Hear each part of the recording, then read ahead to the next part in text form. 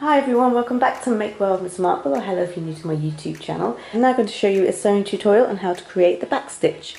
The backstitch is an embroidery hand stitch where you use sew creating a continuous line. So I've kept the running stitch at the top of the sample just to show you how similar it is to the backstitch when you're starting off. First you will need to thread the needle.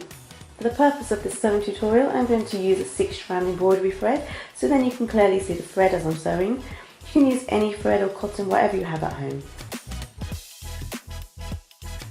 I'm now going to tie a knot at the long end of the working thread to secure the thread so when you start sewing it doesn't keep pulling out with the material.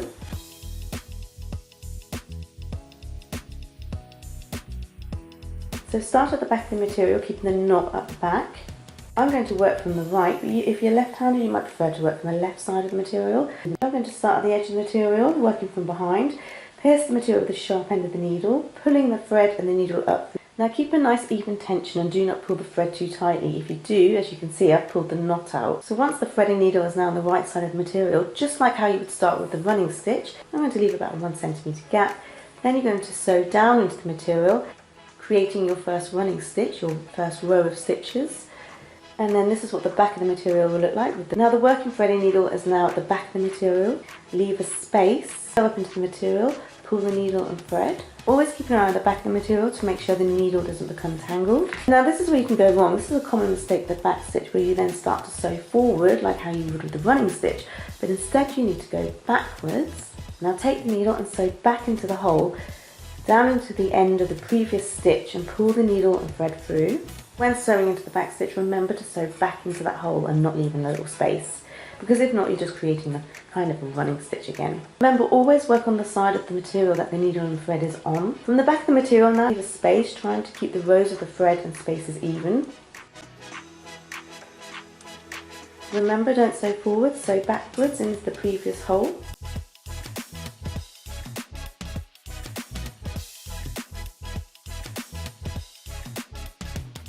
As you see, I keep turning over the fabric to check the wrong side of the material. This is to make sure that the threads do not get tangled into a knot, and to make sure that you're keeping them nice and tidy. So always check the back as well as the front, keeping an eye on all your threads so they don't get tangled. Then continue the technique using the backward movement with the needle and thread. It's really important to keep your spaces and stitch rows even as well, because this creates a continuous line with the embroidery thread.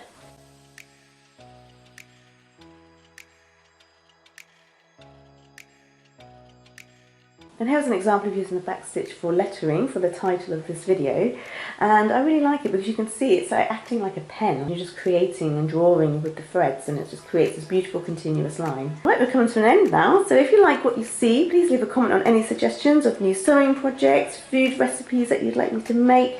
And do you know what, I love the comments so much. When someone leaves me a comment, it always cheers me up and makes me so happy.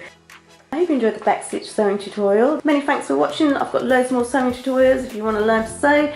Take care for now. Bye!